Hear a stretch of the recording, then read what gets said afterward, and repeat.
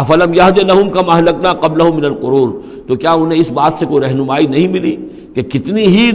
قوموں کو ہم نے ہلاک کیا ان سے پہلے، یمشون فی مساکنہم، وہ بھی چلتے پھرتے تھے اپنے گھروں میں، اپنے محلات میں، اپنی آبادیوں میں، اپنی بستیوں میں۔ ان فی ذلک لآیات لأولی النہی، یقیناً اس میں نشانیاں ہیں ان لوگوں کے لیے کہ جو عقل رکھتے ہوں۔ ولولا کلمۃ سبقت من ربک لکان لزاما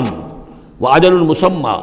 اور اگر نہ ہوتا کوئی ایک بات آپ کے رب کی طرف سے جو پہلے سے طے ہو چکی ہے، تو یہ کبھی کا ان کو چمٹ چکا ہوتا اور عذاب جو ہے ان پر آ چکا ہوتا۔ وَلَوْلَا كَلِمَةٌ سَبَقَتْ مِنْ رَبِّكَ إِلَىٰ أَجَلٌ مُّسَمًّى لَكَانَ لِزَامًا، یہ یوں ہے ترکیب ہے اصل میں، لیکن یہ کہ جو ردم کے حوالے سے اس میں تقدیم و تاخیر کی گئی ہے۔ اگر نہ ہوتی ایک بات جو طے ہو چکی ہے آپ کے رب کی طرف سے ایک وقت معین تک کے لیے، تو کبھی کا ان کے اوپر وہ عذاب جو ہے وہ انہیں چمٹ چکا ہوتا۔ فَاصْبِرْ عَلَىٰ مَا يَقُولُونَ، یہ آیات جو اب آ رہی ہیں ان کی بڑی مشابہت ہے سورہ ہجر کی آخری جو 15 آیات تھی ان کے ساتھ۔ فَاصْبِرْ عَلَىٰ مَا يَقُولُونَ، تو اے نبی جو کچھ یہ کہہ رہے ہیں اس پر آپ صبر کیجئے۔ وَسَبِّحْ بِحَمْدِ رَبِّكَ قَبْلَ طُلُوعِ الشَّمْسِ، اور اپنے رب کی حمد کے ساتھ اس کی تسبیح بیان کیجئے سورج کے طلوع ہونے سے قبل بھی، یہ نماز فجر کی ہو گئی۔ وَقَبْلَ غُرُوبِهَا، اور سورج کے غروب ہونے سے پہلے، یہ عصر کی نماز ہے۔ وَمِنْ آنَاءِ اللَّيْلِ فَسَبِّحْ، اور یہ کہ رات کے حصوں میں، کچھ گھڑیوں میں رات کے، اس میں بھی آپ اللہ کی تسبیح کیجئے، یہ مغرب اور عشاء ہو گئی۔ وَأَطْرَافَ النَّهَارِ، اور نہار کے دونوں سروں پر یا دونوں اطراف میں، یہ ہے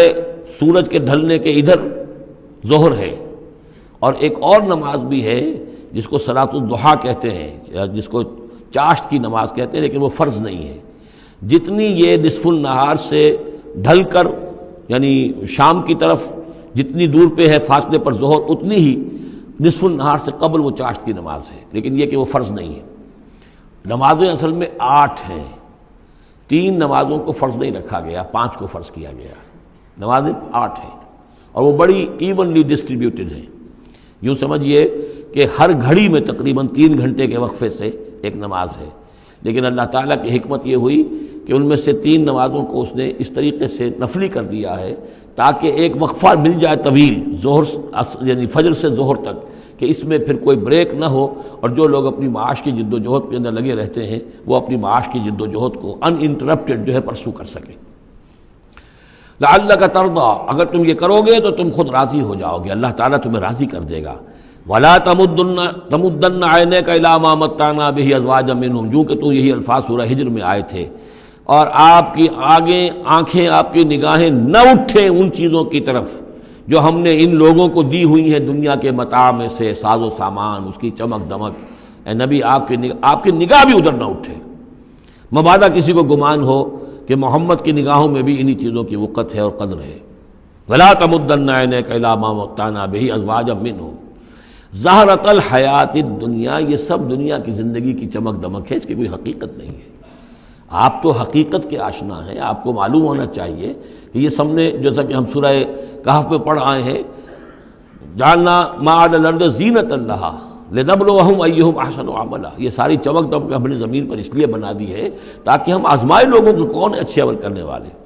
ولا تمدن عینیک الی ما متعنا بہ ازواجا منہم زہرۃ الحیات الدنیا لنفتنہم فیہ، اور یہ تو ہم نے ان کو اس لیے دیا ہے کہ اس کو فتنے میں مبتلا کریں، آزمائیں انہیں اس میں۔ وَرِزْقُ رَبِّكَ خَيْرٌ وَأَبْقَىٰ، اور آپ کے رب کا رزق جو اللہ نے آپ کو دیا ہے وہ کہیں بہتر ہے اور باقی رہنے والا ہے۔ اور وہ رزق کون سا ہے؟ سورہ ہجر سے اب اس کا موازنہ کیجئے۔ وَلَقَدْ آتَيْنَاكَ سَبْعًا مِّنَ الْمَثَانِي وَالْقُرْآنِ الْعَظِيمِ، اے نبی ہم نے آپ کو وہ 7 آیتیں عطا کی ہیں سورہ فاتحہ کی، جو بار بار دہرانے کی ہیں، جو ایک بندہ مومن کے لیے گویا کہ وظیفہ ہے۔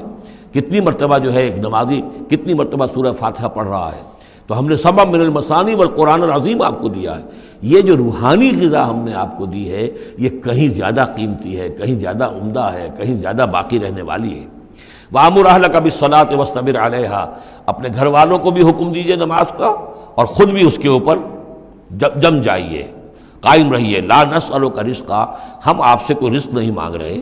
نحن نرزقک، ہم خود آپ کو رزق دیتے ہیں۔ والعاقبۃ للتقویٰ، اور عاقبت جو ہے اصل میں بہتر ہے انہی کے لیے کہ جو پرہیزگاری کی روش اختیار کریں۔ وقالوا لولا یاتینا بآیۃ من ربہ، اور وہ کہتے ہیں ان کے پاس تو ایک ہی مرغی کی ایک ہی ٹانگ ہے،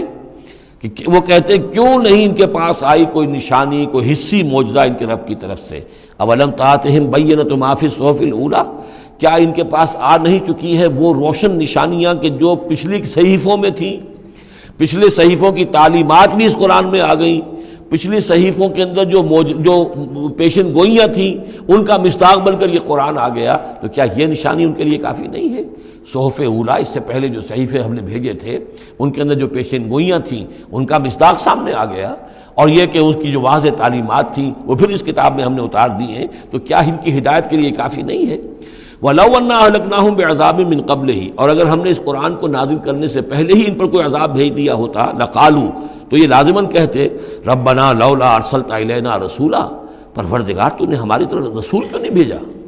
یہ ہم سورہ بنی اسرائیل میں پڑھ آئے ہیں، وَمَا كُنَّا مُعَذِّبِينَ حَتَّىٰ نَبْعَثَ رَسُولًا، ہم نہیں وہ عذاب ہلاکت بھیجتے کسی قوم کے اوپر، کبھی نہیں ہم نے بھیجا جب تک کہ پہلے ایک رسول کی بعثت نہ ہو جائے، اور رسول جو ہے حق کو واضح طور پر بیان نہ کر دے، حق کا احقاق اور باطل کا ابطال، اس کو کما حق جو ہے یہ دونوں کام کر دے، پھر بھی قوم اڑی رہے کفر پر، شرک پر، گمراہی پر، تو پھر وہ مستحق ہوتی ہے کہ عذاب ہلاکت ہو، عذاب استحصال ہو، نسیہ منسیہ کر دی جائے۔ اور اگر ہم نے ان پر بھیج دیا ہوتا عذاب، ہلاک کر دیتے ہم ان کو عذاب کے ذریعے سے اس کتاب کے نازل ہونے سے قبل، لقالو، تو یہ کہتے ربنا لولا ارسلت الینا رسولا، پروردگار تو نے ہماری طرف رسول کیوں نہ مبعوث فرمایا، فنتبع آیاتک، تو ہم تو تیری آیات کی پیروی کرتے، من قبل ان نذل ونخزى، اس سے پہلے کہ ہمیں یہ رسوائی اور یہ ذلت جو ہے اس کا سامنا ہوتا۔ قل کل متربص، کہہ دیجئے ہر ایک انتظار میں ہے، راہ دیکھ رہا ہے، فتربصوا، تو تم بھی انتظار کرو، فستعلمون، تو ان قریب تمہیں معلوم ہو جائے گا، من اصحاب الصراط السوی، کون ہے وہ کہ جو سیدھی راہ پر چلنے والے ہیں، ومن اہتدی، کون ہے وہ کہ جو ہدایت یافتہ ہے۔